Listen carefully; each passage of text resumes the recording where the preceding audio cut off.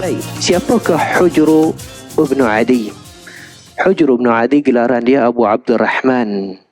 Dan Abu Abdurrahman Hujr ibn Adi. Dan dia ni orang panggil orang Al-Kufi, orang Kufah. Kalau kita baca sejarah, orang negara Iraq, asal daripada Iraq, dia sebab Iraq ni besarnya dipecahkan kepada dua pada ketika itu, iaitu Basrah dan Baghdad dan Kufah. Tiga. Bismillahirrahmanirrahim. Innal hamdalillah nahmaduhu wa nasta'inuhu wa nastaghfiruhu wa nastahdihi wa natubu ilayh.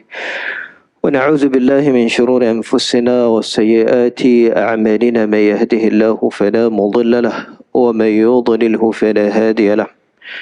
أشهد أن لا إله إلا الله وحده لا شريك له وأشهد أن سيدنا مولانا محمد عبده ورسوله اللهم صل وسلم وبارك عليه وعلى آله وصحبه ومن اهتدى بهديه إلى يوم الدين أما بعد السلام عليكم ورحمة الله وبركاته.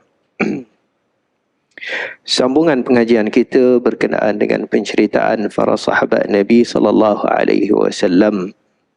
Satu tajuk pagi ini ialah berkenaan dengan hukuman mati terhadap Hujr ibn Adi semasa pentadbiran Sayyidina Muawiyah bin Abi Sufyan menerima satu bantahan di kalangan sebahagian para sahabat. Jadi ini orang panggil tarikh siasi. Dan tarikh siasi ini sejarah siasi di kalangan para sahabat Nabi SAW. Kalaulah saya selalu sebut di kalangan para sahabat Nabi, apabila perkara yang berkait dengan fiqh itu pun banyak pendapat yang berbeza, walaupun mereka ini adalah menerima wahyu daripada mulut Nabi SAW. Itu pun nak lari tidak lepas. Apatah lagi berkenaan dengan urusan siasi pentadbiran. Maka di sini pun timbulnya persisihan di kalangan mereka. Tetapi ingat, kita baca sejarah untuk nak mendedahkan perkara yang sebenar. Sebab sebalik sejarah persisihan di kalangan para sahabat, terutamanya dalam bab siasi, banyak penulis-penulis ataupun musuh-musuh Islam mengambil kesempatan perkara itu menceritakan kepada kita perkara-perkara yang menunjukkan kata bahawasanya para sahabat ini adalah di antara mereka yang ganas, yang tumpah darah, yang rebut kuasa dan segala-galanya. Jadi gambaran ini secara tidak langsungnya memberi gambaran yang tidak baik kepada para sahabat Nabi sallallahu alaihi wasallam. Baik, siapakah Hujr ibn Adi? Hujr ibn Adi gelaran dia Abu Abdurrahman. Dan Abu Abdurrahman Hujr ibn Adi. Dan dia ni orang panggil orang Al-Kufi, orang Kufah. Kalau kita baca sejarah, orang negara Iraq, asal daripada Iraq, dia sebab Iraq ni besarnya dipecahkan kepada dua pada ketika itu, iaitu Basrah dan Baghdad dan Kufah. Tiga kan, Basrah, Baghdad dan Al-Kufah. Dan kalau kita belajar ilmu nahwu pun sama juga. Dan siapa-siapa yang belajar ilmu nahwu tu, dan An-Nahwiyun, Al-Kufiyun, Al-Basriyun ni, dalam ilmu nahwu grammar ni pun persisihan. Dan di kalangan mereka, iaitu ada yang Kufah kata begini, Basrah kata begini. Dan jadi orang Kufi ni di Baghdad, ataupun dia asalnya Baghdad ini dah menjadi tempat khalifah, berpindah daripada Madinah kepada Baghdad kemudian setelah pemerintahan Banu Abbasi. And cuma orang panggil penduduk Kufah ataupun Basrah ni, dia tak sama dengan penduduk Al-Hijaz. And dia tak sama, manusia jenis tak sama, perangai tak sama. Dalam ilmu hadis pun sama. Kalau kita tengok sanadul hadis, Al-Hijaziyun, and dia menerima hadis daripada ahli Madinah dan Makkah, dia tak sama dengan Ahlul Iraq.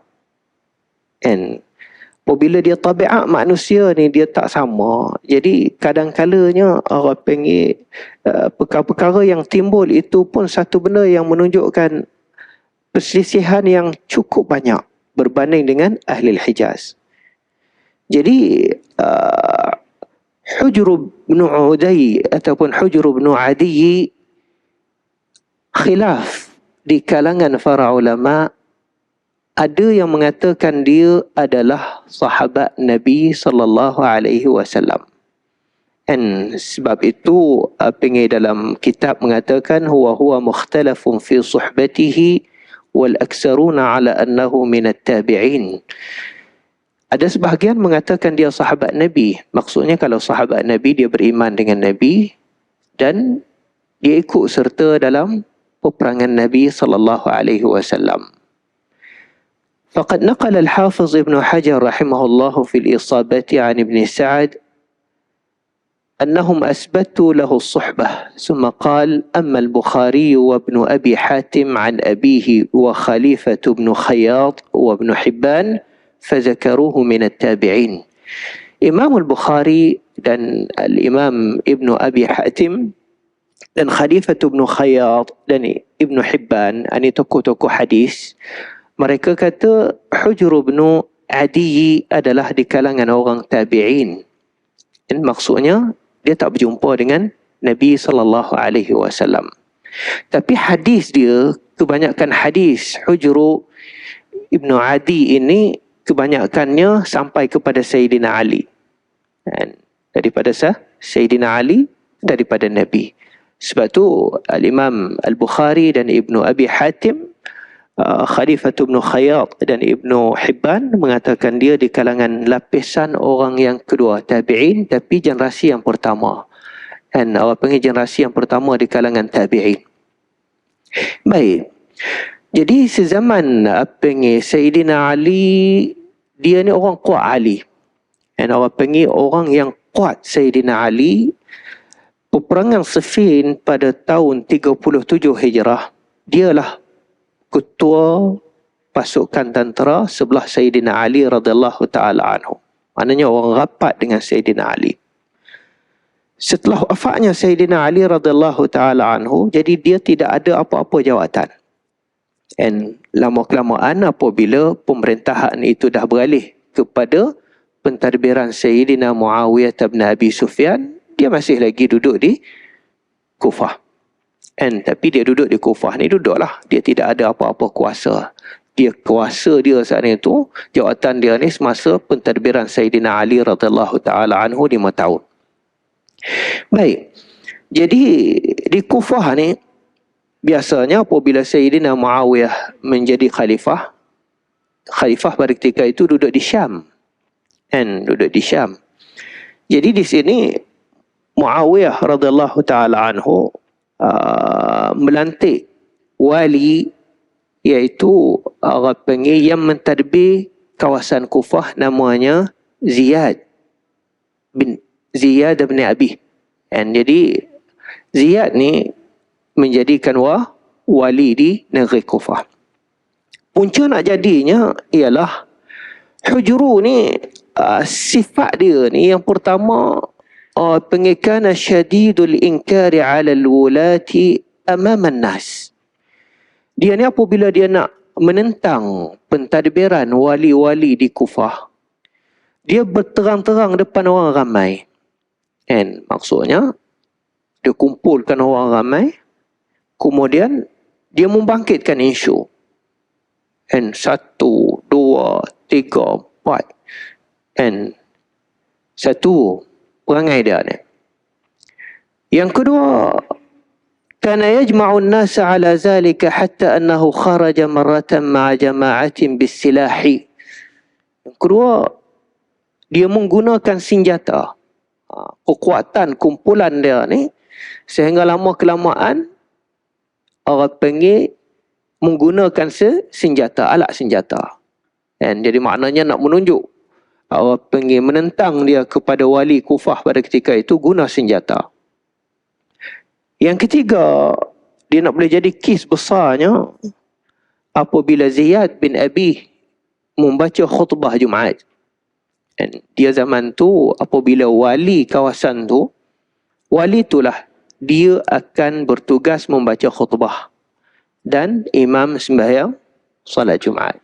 Dalam khutbah tu kadang-kalanya bukan insyu sah batal, tidak semestinya begitu. Kadang-kalanya dalam khutbah itu berkenaan dengan pentadbiran dia, dan berkenaan dengan cara-cara pentadbiran dia, apa yang dia nak perlukan sampaikan kepada rakyat pada ketika itu.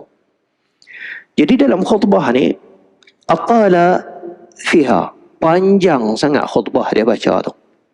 Dan apabila panjang sangat, dalam masjid tu adalah kumpulan Hujr bin Adai, kumpulan Sayyidina Ali tu. Dan tapi kumpulan Sayyidina Ali pada ketika ni dah tak ada kuasa apa dah.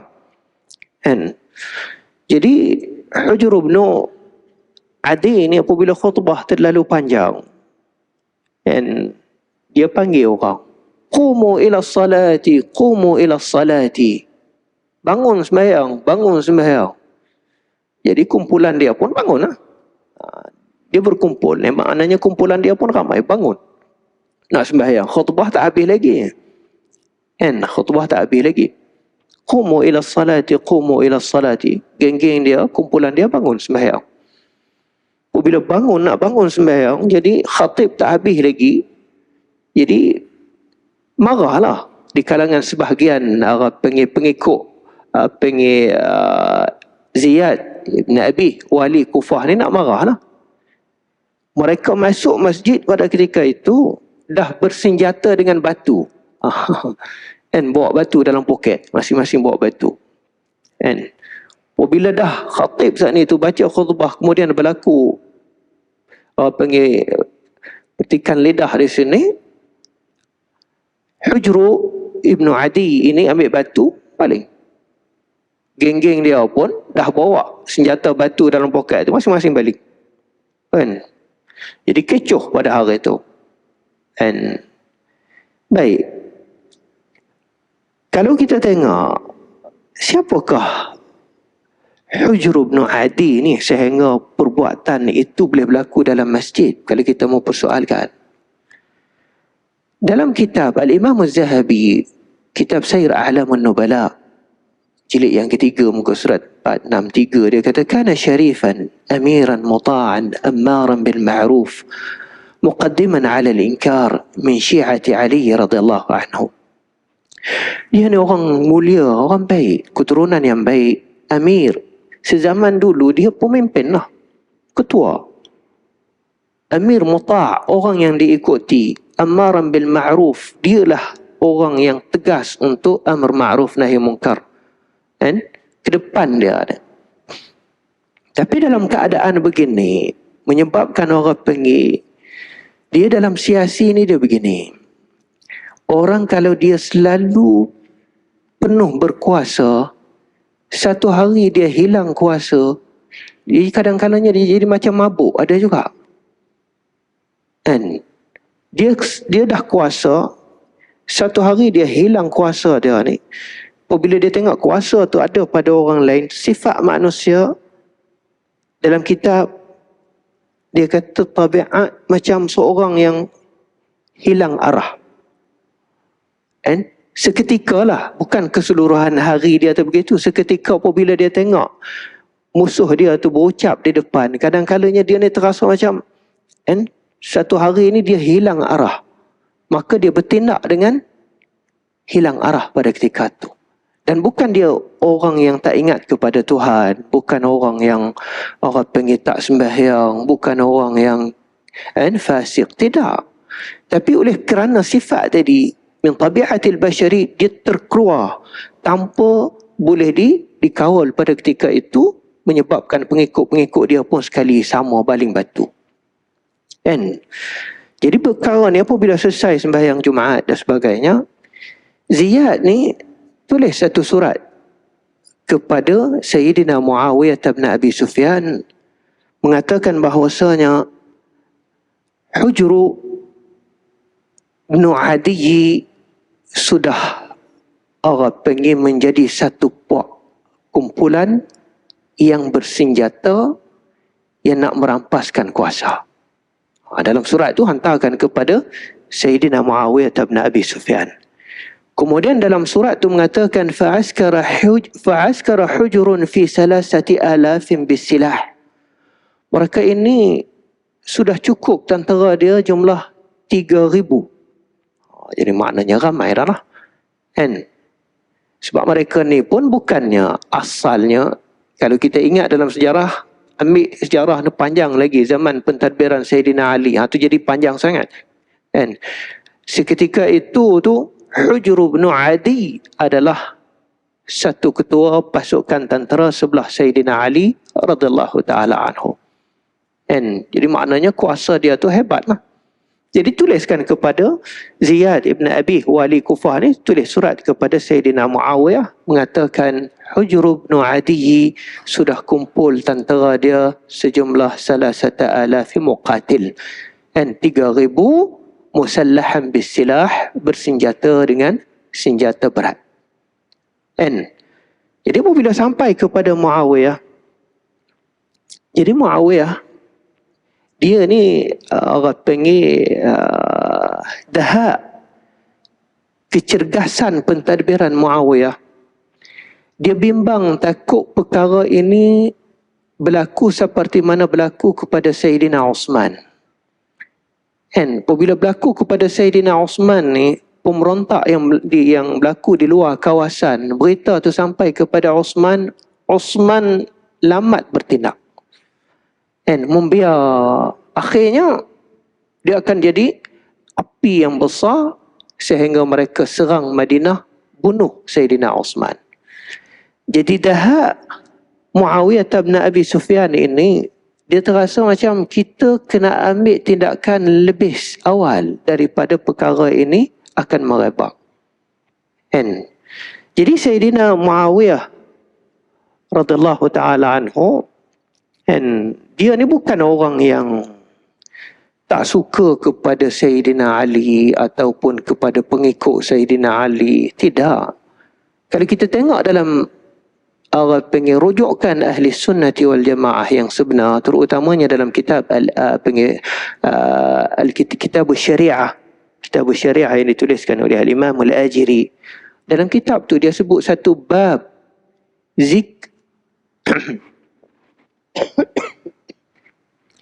bab zikri ta'zimi Muawiyah li ahli bait Rasulullah sallallahu alaihi wasallam wa ikramihi iyahum. Satu bab dalam kitab syariah Al-Imam Al-Ajiri, dia kumpulkan beberapa hadis yang berkaitan perbuatan baik Sayyidina Muawiyah terhadap Ahlul Bait. Ahlul Bait ni keluarga Sayyidina Ali, isteri-isteri Nabi sallallahu alaihi wasallam. Dia buat baik.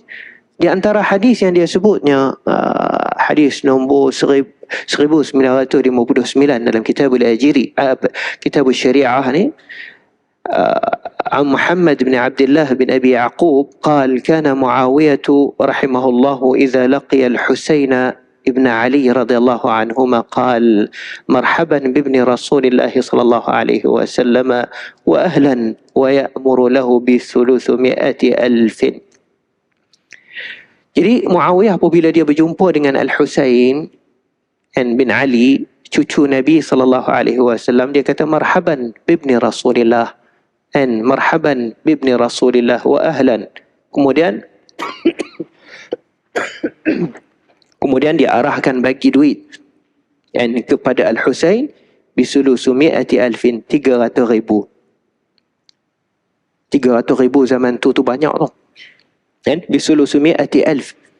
Sebab Muawiyah memiliki harta cukup banyak di negara Syam. Dan tak mustahil kalau kita tengok dalam sejarah ni, Banu Umayyah dengan Al-Hashimiyin, Banu Umayyah ini ialah mereka yang bangsawan hartawan. Banu Hashim, mereka bangsawannya juga tapi tak ada harta. Banu Hashim tak ada harta. Kebanyakan Banu Hashim, mereka ada menguasai Makkah, keturunan menguasai Makkah tapi tak ada harta. Banu Umayyah menguasai bahagian Makkah tapi orang yang banyak harta. Kan Sayyidina Osman semasa dia menjadi khalifah, banyak harta peribadi dia tu yang dia infak, yang dia buat kepada kerajaan tanpa menggunakan Baitul Mal. Yang tu yang kita kena faham dalam sejarah. Kan? Sebab tu apabila Muawiyah boleh bagi kepada Al-Husain bin Ali 300,000, perkara yang bukannya satu orang panggil kemuskilan, dari mana dia ambil, tidak. Tapi nak menunjukkan kata dia tu boleh buat baik kepada ahli baitin Nabi sallallahu alaihi wasallam. Dia berjumpa dengan Abdullah bin Az-Zubair. فيقول مرحبا بابن عمة رسول الله صلى الله عليه وسلم. Abdullah bin Az-Zubair, marhaban dengan anak mak saudara Nabi sallallahu alaihi wasallam. Dan dia bagi kepada Abdullah bin Az-Zubair, wa ya'muru lahu bi 100,000, 100,000 berikan kepada Abdullah bin Az-Zubair. Maknanya sani'a, perbuatan Sayyidina Muawiyah terhadap ahli baitin Nabi cukup baik. Bukan bermaknanya dia abaikan, dia tak ambil peduli, dia ketepikan, tidak. Cuma dalam siasah, nak lari tak lepas, pasti kena ada perkara-perkara yang menyebabkan timbul permusuhan. Jadi kita kembali kepada cerita Hujrub Ibnu Adi tadi. Apabila Ziyad tuliskan satu surat kepada Sayyidina Muawiyah, jadi Muawiyah tengok perbuatan Ziyad sudah melampaui batas. Kerana apa? Kerana mengumpulkan 3,000 tentera dan bersenjata untuk nak berlawan dengan wali Kufah. Muawiyah kata dia tak akan berhenti setakat tu. Mungkin dia akan membawa tentera dia saat itu masuk kepada Asyam. Dan Kufah pada ketika ini adalah kuasa khalifah. Lalu tu Muawiyah buat keputusan tangkap Hujr bin Uday, bawa mari kepada Asyam. Dia seorang je. Sebab dia ketua. Dan dia yang menghangatkan isu. Kan? Bawa dia masuk negeri Syam. Bawa masuk negeri Syam. Di sini Muawiyah bin Abi Sufyan nak menjatuhkan hukuman kepada Hujr bin Adi ini. Dia pun tak tahu nak buat apa, walaupun dia khalifah. Tapi dia panggil beberapa ulama di kalangan tabi'in. Kan? Riwayat yang diceritakan oleh Shuraihabil bin Muslim, Muawiyah bin Abi Sufyan setelah bawa Hujr bin Uday di depan dia, dia masuk bilik, dia sembahyang. Dia masuk bilik, dia solat. Lepas dia solat, dia keluar, sudah ada dah penasihat-penasihat dia di kalangan para ulama. Yang pertama ialah Amr bin Al-Aswad Al-Anasi. Amr bin Al-Aswad Al-Anasi ni orang tabi'in. Maknanya orang tak berjumpa dengan Nabi.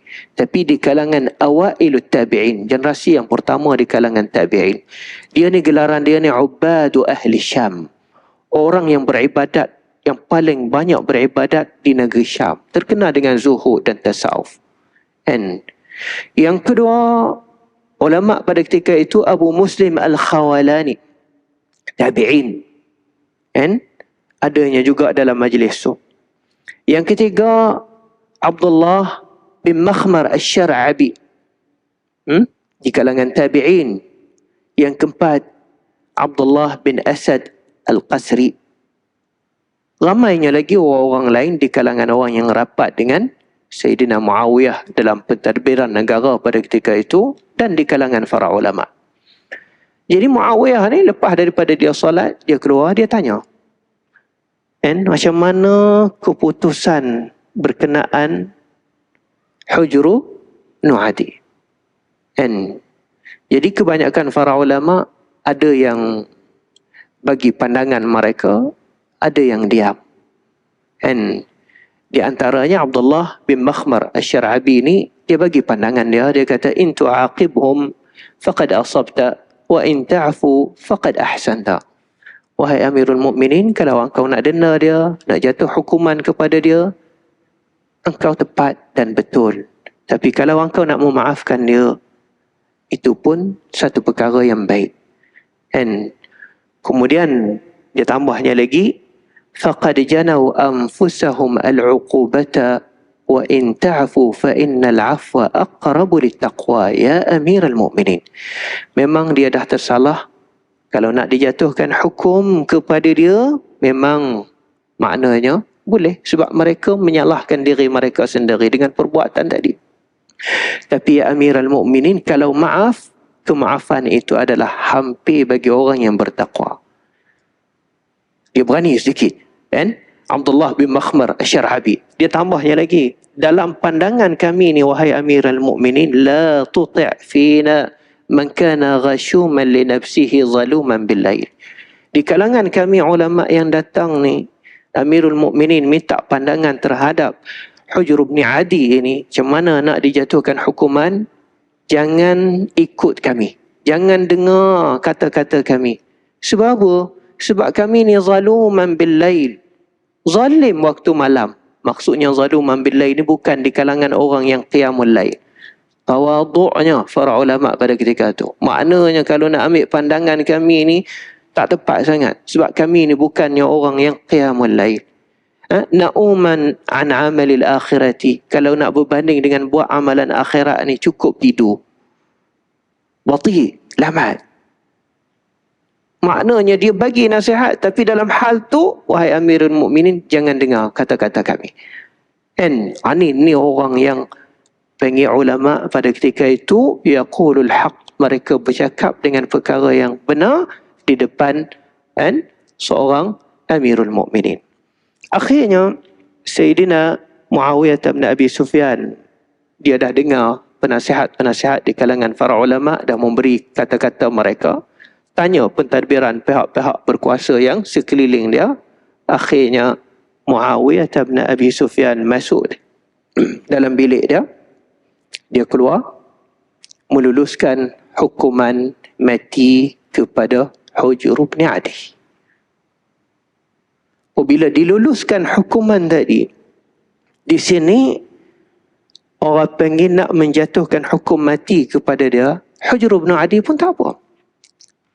Sebab dia pun orang yang saleh, dia pun orang yang beribadat, dan dia pun orang yang orang pengen, walaupun sebahagian mengatakan dia ni bukan sahabat seperti mana Imam Al-Bukhari, tapi sebahagian yang lain mengatakan dia sahabat. Bila dia dah nak dijatuhkan hukum bunuh tadi, hukuman mati tadi, dia kata apa? Dia pesan kepada orang yang nak melaksanakan hukum. Dia kata, la tutliqu anni hadidan wa adfinuni wa ma asaba ath-thara min dami.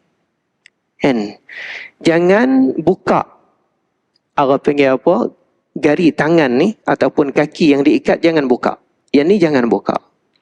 Kemudian tanamkan aku setelah jatuh hukum mati ni dengan darah-darah yang ada dalam baju ni. Kemudian dia kata apa? Sebab apa jangan buka ikat gari di tangan dan di kaki semasa di hukuman mati ke atas aku. Ni dia bercakap dengan orang yang nak melaksanakan hukum. Fa inna naltaqi ana wa Muawiyah bil jadati. Biar perkara ni, gari ni, aku dan Muawiyah akan berjumpa depan Tuhan nanti. Ingat perkataan ni? Perkataan ni Muawiyah tu akan jawab balik, tapi bukan ketika ni. Dia kata, biar kedudukan aku ni begini, di hukuman mati aku ni rupa begini, dengan tangan berikat, kaki berikat, baju berlumuran darah, sebab aku nak bangkit nanti akhirat, aku akan bawa benda ni berjumpa Muawiyah depan Allah. Kata Al-Mughirah, kana Ibnu Ayyash. Ibnu Ayyash inilah orang yang menjatuhkan yang melaksanakan hukum. la yakadu yuhaddisu bihadzal hadisi illa baka bukaan syadidan. Apabila dia cerita hadis berkenaan dengan Hujr bin Adi ni, selalu dia menangis. Tak boleh nak cerita. Tapi dia ni melaksanakan tugas. Ni cuba kita tengok. Satu orang yang nak melaksanakan tugas, dia ni sam'an wa ta'an kepada Amirul Mukminin. Tapi dia dengan orang ni, dia tak salah apa. Apa yang dia salah? Dia tak salah apa. Tapi dia yang melaksanakan tugas. Di hati dia, dia dah tahu. Hujr bin Adi, dalam senarai sejarah dia ni, latar belakang dia ni, orang yang cukup baik di zaman Sayyidina Ali radhiyallahu ta'ala. Nampak tu? Baik, lepas daripada hukuman mati, kecoh lah di kalangan para sahabat Nabi SAW. Sebahagiannya mengatakan, sepatutnya Muawiyah ni janganlah menjatuhkan hukum mati kepada Hujr bin Adi. Sebab dia ni orang yang sudah berpengaruh dan sirah dia ni cukup baik. Itu pandangan sebahagian. Tapi pandangan sahabat sebelah Muawiyah pun ramainya juga. Akhirnya Sayyidina Muawiyah kena pergi menghadap Siti Aisyah radhiyallahu ta'ala anha. Kerana kes ni sudah menjadi orang panggil besar. Kemudiannya Muawiyah pun tahu orang yang tak suka kepada dia ni akan menggunakan isu ini menjadikan satu orang panggil nak memburukkan cara pentadbiran Sayyidina Muawiyah radhiyallahu ta'ala anhu. Jadi Sayyidina Muawiyah terpaksa kena pergi Madinah menghadap Siti Aisyah radhiyallahu ta'ala anha. Hadis yang diriwayatkan oleh Ibnu Abi Mulaikah, anna Muawiyah jaa yasta'zinu ala Aisyah fa'abat an ta'zana lahu. Riwayat Ibnu Abi Mulaikah mengatakan, ni Al-Hafiz Ibnu Asakir. Dia kata riwayat daripada Ibnu Abi Mulaikah, Sayyidina Muawiyah ni pergi Madinah minta izin nak berjumpa dengan Siti Aisyah radhiyallahu ta'ala anha di Madinah. Tibanya fa'abat an ta'zana lah. Aisyah tak membenarkan Muawiyah masuk menghadap dia. Tibanya seorang hamba bagi Siti Aisyah pun bantu dia lah. Namanya Zakwan. Keluar.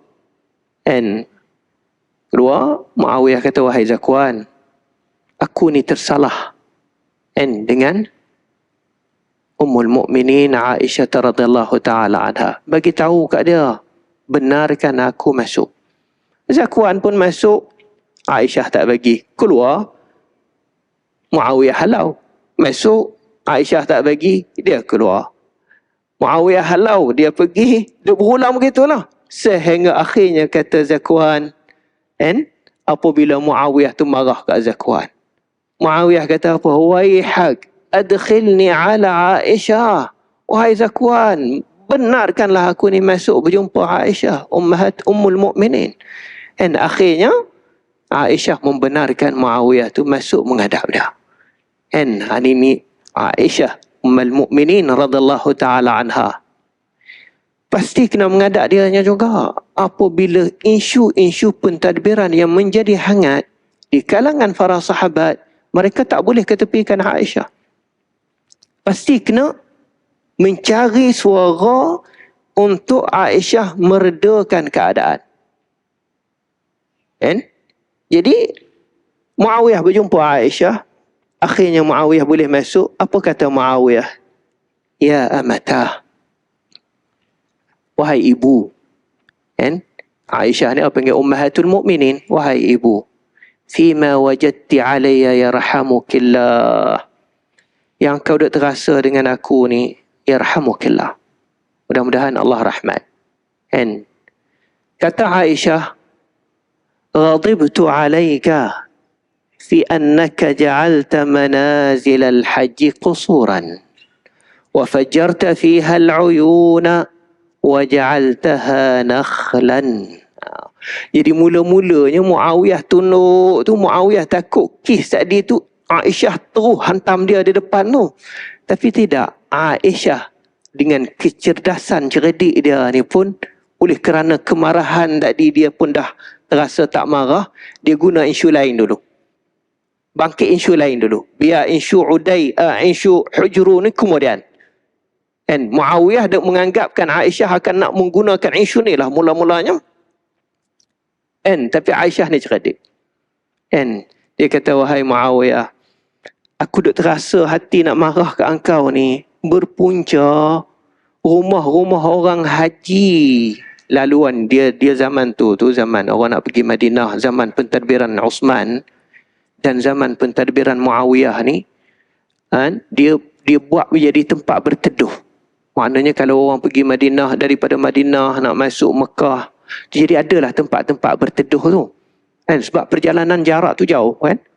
Sama juga orang mari daripada Iraq, mari daripada Syam. Jadi dia buatlah kat tepi-tepi jalan tu tempat berteduh. Jadi rombongan haji tu bolehlah berteduh di situ. Zaman Muawiyah ni dia rubuh, yang tu dia buat lagi lebih hebat. Dia buat lagi lebih hebat. Jadi maknanya ada pintu, ada bilik air. Maknanya zaman Sayyidina Muawiyah ni lagi dia buat lebih hebat. Jadi Aisyah ni mempersoalkan benda tadi. Kenapa benda yang dah dulu dirubuh sekarang buat sebegini, daripada mananya Baitul Mal? Soalnya Aisyah nak mempersoalkan benda-benda yang sebegitu. Jadi Muawiyah pun jawablah. Dia kata, amma qawluki anni ja'altu manazil al-hajj buyutan fa innal hajja kanu yaqdumuna fala yajiduna dhillan yastazilluna fihi wa la yakunu fihi amti'atuhum wa adawatuhum wa la yastakinuna min harrin la bardin wa la matar. Muawiyah kata, aku buat perkara ni lebih baik untuk orang haji sebab di semasa mereka lalu nak berteduh tu susah. Apabila ramai nak berteduh tu jadi susah. Jadi mereka boleh selesa, boleh tidur, boleh simpan barang. Jadi keselesaan itu untuk orang haji. Jadi apabila Muawiyah terang satu persatu dengan perbuatan baru yang dia buat ini, Aisyah pun diam. Fa in kunta innama fa'alta zalika li zalika fala ba's. Siti Aisyah kata, kalau itu tujuan yang kau buat, maka tak apa. Baru dia masuk. Lepas daripada yang tenang tadi, baru dia masuk soalan. Dia kata, kenapa engkau bunuh Hujr bin Adi? Maksudnya, kenapa engkau menjatuhkan hukuman mati? Kalau kata bunuh tu tak kena lah. Menjatuhkan hukuman mati kepada Hujr bin Adi. Ini yang isu jadi besar sekarang. Kenapa? Muawiyah kata, wallahi ya amatah, yaf'alu bi ma yasha. Yang ni biar di antara aku dengan Tuhan. Tengok tadi, apabila Hujru nak dijatuhkan hukuman mati, nak dilaksanakan hukuman mati, dia kata kepada Ayyash, ingat tadi, tangan aku, kaki aku jangan dibuka. Jatuhkan hukuman aku mati begini, baju aku biar berdarah begini, tanam begini. Muawiyah tahu jawapan tadi, soal perkara tadi dia tahu.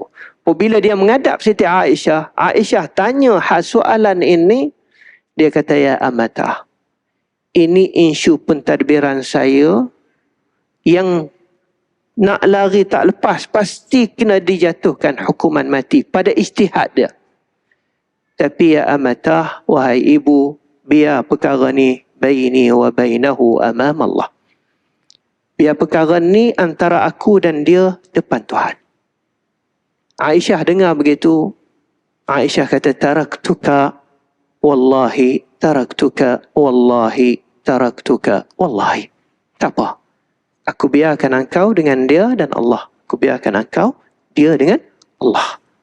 Maknanya perkara ini, wahai Muawiyah, urusan engkau dengan Allah subhanahu wa ta'ala dan Hujr bin Adi.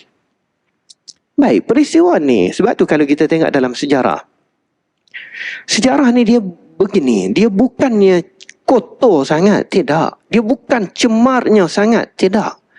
Tetapi pelaksanaan hukuman mati terhadap Hujr bin Adi pada Muawiyah Muawiyah sebagai seorang Amirul Mukminin meluluskan hukuman tadi setelah mendapat beberapa bukti yang jelas yang menunjukkan kata hujru ini sudah kumpulkan tentera sejumlah 3,000 nak berlawan dengan Amirul Mukminin. Bukan sekadar perkataan. Yang mula-mula yang kita cerita tadi, penentangan dia saat itu dengan perkataan. Yang tu tak apa. Dengan perkataan tak apa. Tapi apabila berlawan dengan menggunakan senjata, ini dia akan menjadi tumpah darah. Timbulnya peperangan semula di antara persaudaraan di kalangan orang Islam. Lalu itulah Muawiyah menjatuhkan hukuman mati itu lebih awal supaya perkara ini tak akan merebak dan akan menjadi besar. Para ulama membahaskan perbuatan Sayyidina Muawiyah, Al-Imam Ibn Al-Qayyim dan mazhab ahli sunnah wal jamaah, dia kata apa? Wa ab'adul a'immati min at-ta'ziri bil qatli Abu Hanifah. Mazhab Abu Hanifah ni, kata Ibn Al-Qayyim, nak meluluskan hukuman mati terhadap seorang yang bersalah terhadap Amirul Mukminin bukannya senang. Maknanya berat. Mazhab Hanafi ni ruang dia tu dia tutup. Tak nak bagi orang tu menjatuhkan hukuman mati. Tapi dalam keadaan itu, katanya dalam ketat sebegitu mazhab Hanafi, wa ma'a dhalik fayatajawwazu at-ta'dhiru bihi lil maslahati. Boleh hakim tadi menjatuhkan hukuman mati terhadap pesalah tadi daripada ta'zir kepada hukum mati. Di antaranya dalam mazhab Hanafi ialah kaqatlil muksiri minal lawati. Orang yang selalu berlewat boleh nak menjatuhkan hukuman mati dalam mazhab Hanafi. Wa qatlil qatil bin muthaqqali. Orang yang membunuh orang dengan senjata berat, orang tu boleh dijatuhkan hukuman mati. Maknanya dia bunuh seorang dengan senjata berat ataupun dengan alat-alat yang berat, dengan besi ke apa ke. Jadi orang tu pun boleh dijatuhkan hukuman mati dalam mazhab Hanafi. Mazhab Malik yara ta'zir al-jasus al-muslim bil qatli. Jasus dalam mazhab Maliki iaitu orang yang mendedahkan rahsia tentera Islam kepada musuh. Kan? Orang panggil jasus, curi rahsia-rahsia Islam, dedahkan kepada musuh. Kan? Boleh dijatuhkan hukuman mati. Termasuknya sebahagian di kalangan mazhab kita Imam Syafi'i. Jadi perkara-perkara ni apabila berlaku begini, jadi adalah sebahagiannya meredakan Siti Aisyah dan meredakan sebahagian para sahabat Nabi SAW. Sayyidina Muawiyah sampai kepada dia satu hadis yang dibacakan oleh penasihat dia. Man atakum wa amrukum jami'un ala rajulin wahidin yuridu an yashqa 'asakum aw yufarriqa jama'atakum faqtuluh. Hadis ini hadis riwayat Imam Muslim. Maknanya Muawiyah ni dia pun teliti untuk nak menjatuhkan hukuman mati kepada Hujr bin Adi tadi. Sebab di kalangan penasihat dia membaca satu hadis daripada Nabi SAW, man atakum wa amrukum jami'un ala rajulin wahidin. Kalau ada di kalangan kamu ni yang datang, sedangkan pentadbiran tadi tu keseluruhannya setia kepada kamu, tibanya ada seorang ni yuridu an yashqa 'asakum aw yufarriqa jama'atukum. Ada satu orang mari usaha untuk nak menjatuhkan kamu, kemudiannya membuatkan satu puak nak menjatuhkan amir ataupun khalifah, faqtuluh. Jatuhkan hukuman mati kepada dia. Setengah hadis yang lain, innahu satakunu hannatun wa hannat. Kata Nabi. Ini hadis sahih Muslimnya juga. Akan adanya hannatun wa hannat. Ni hannatun wa hannat kinayah daripada al-fitan. Akan berlakunya akhir zaman fitnah, fitnah, fitnah. Faman arada an yufarriqa amra hadhihi al-ummati wa hiya jami'un fadribuhu bis-sayfi ka'inan man kan. Dan ada seseorang himpunkan biar jadi satu kumpulan bersenjata tu, kan, bukan dengan mulut, bersenjata, kan, nak menjatuhkan satu kumpulan yang lain dengan bersenjata, dengan kekuatan senjata. Fadribuhu bis-sayfi, jatuhkanlah hukuman mati dengan pedang, kainam mangkan, tak kira siapa dia. Jadi Muawiyah dengar perkara-perkara tadi, maka terpaksanya dia untuk nak mengelak dan nak menstabilkan pentadbiran dia daripada berlakunya hara-hara perkara begitu, maka dijatuhkan hukuman mati kepada Hujr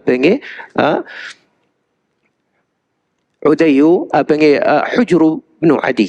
Baik, sejarah ni sejarah yang sama jatuh kepada riwayat Ar-Rafidah. Ini tujuan saya ni. Kita baca sejarah, kitab-kitab yang kita baca dalam sejarah, kadang-kalanya kita sendiri menimbulkan persoalan mengatakan, betul ke para sahabat ni jadi begini? And kenapa jadi gambarannya teruk sangat? Memang ada yang memberi gambaran yang tidak baik.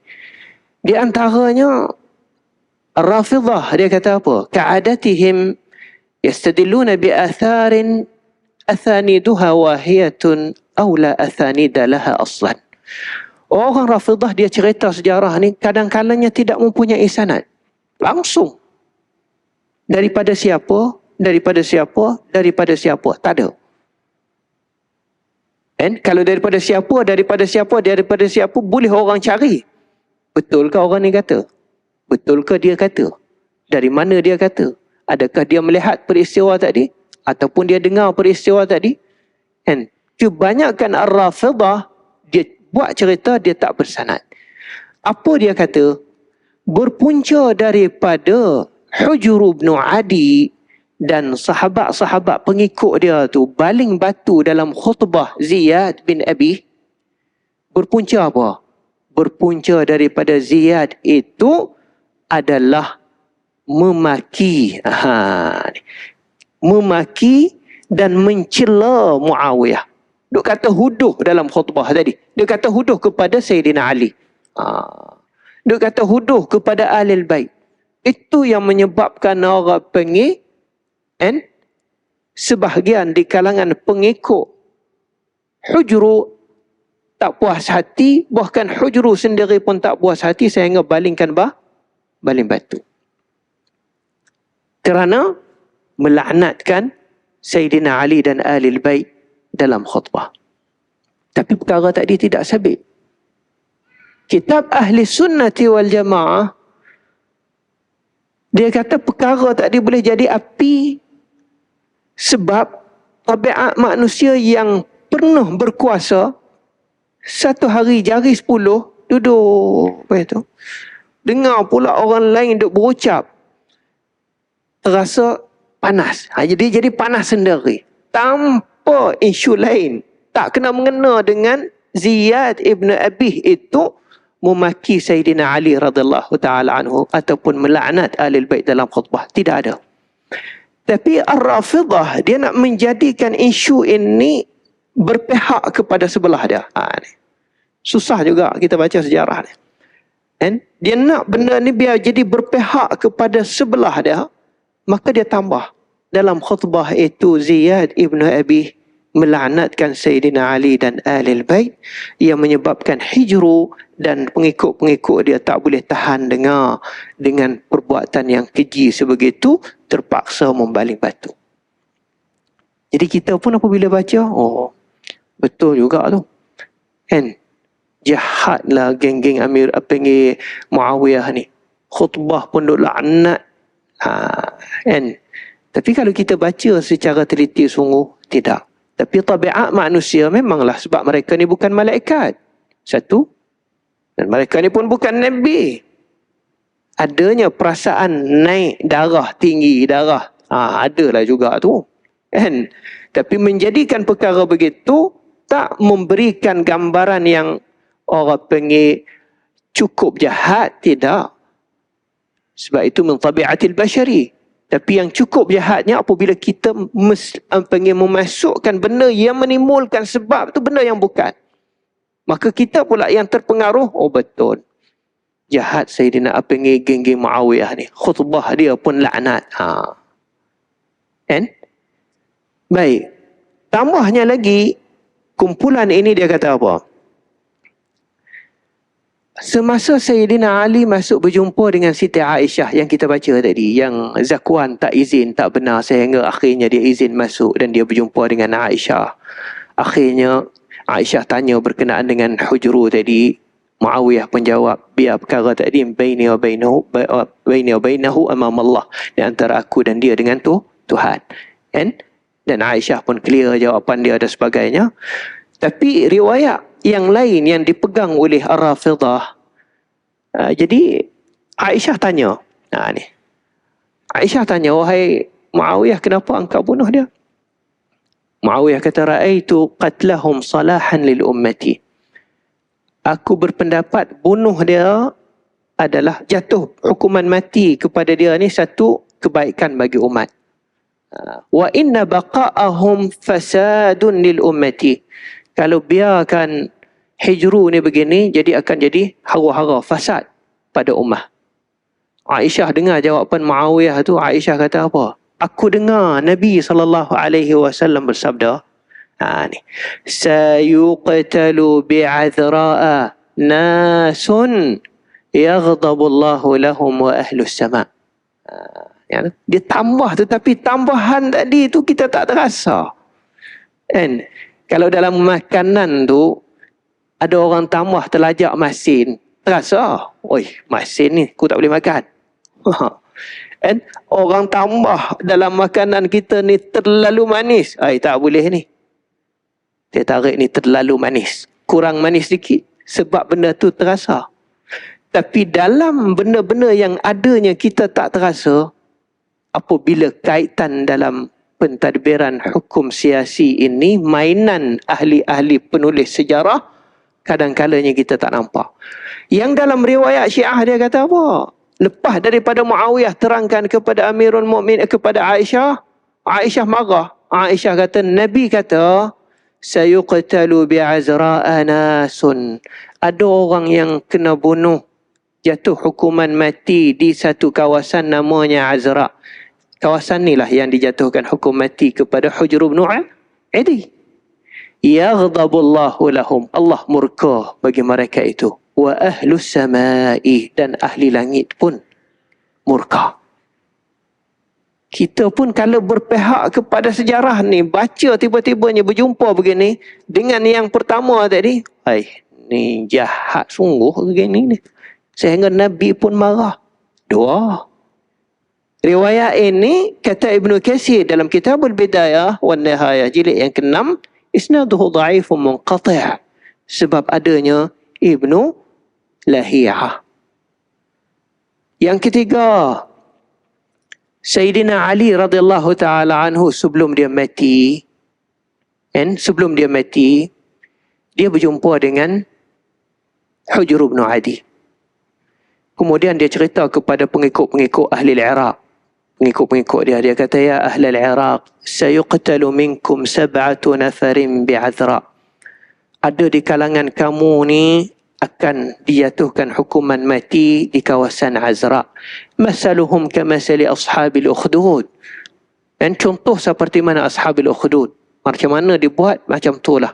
Faqutila Hujrun wa ashabuh. Dan Hujrun pun akan dibunuh. Seolah-olahnya Ali ni pula bagi tahu begitu, seperti mana Nabi yang duk bagi tahu dalam riwayat-riwayat yang lain.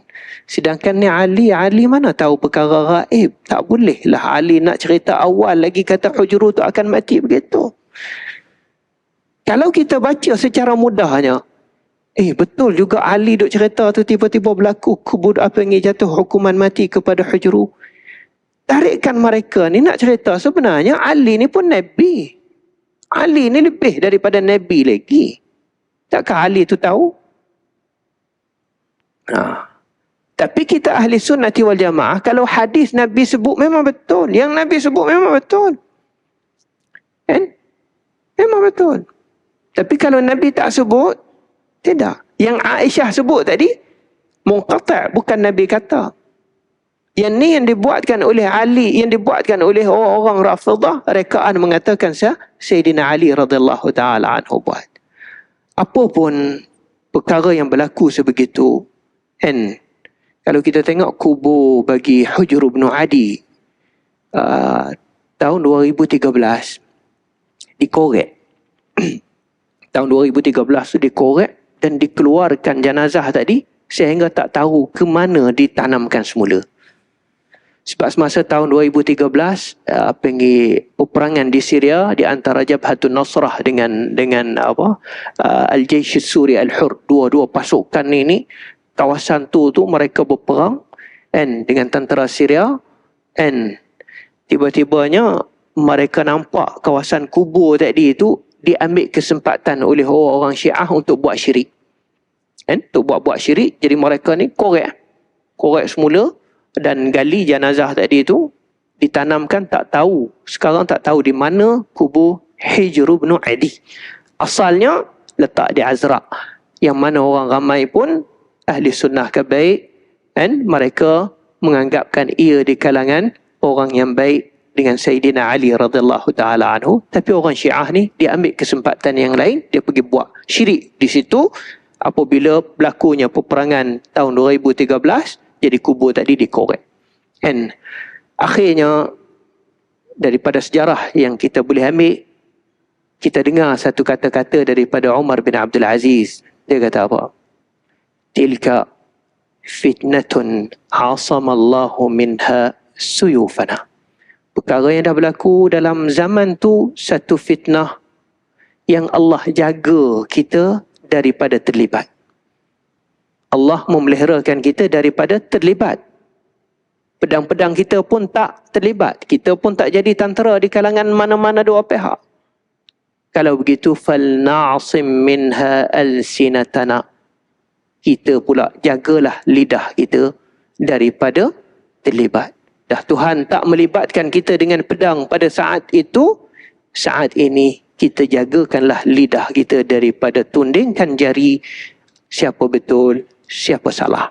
Tetapi dalam pentadbiran siasi, apa yang berlaku serahkan di antara mereka ma bainahu wa bainallah.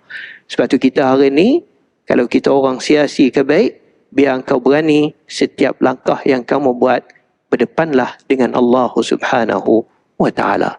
Sekadar ini saja daripada sejarah yang kita boleh ambil. Aku qauli hadza wa fawwidhu amri ila Allah. Innallaha basirun bil ibad. Bismillahirrahmanirrahim. Allahumma rabbana inna nas'aluka ilman nafi'a wa qalban khashi'a wa 'amalan salihan mutaqabbala. Wa sallallahu ala Muhammad wa ala alihi wa sahbihi wa sallam. Assalamualaikum warahmatullahi wabarakatuh.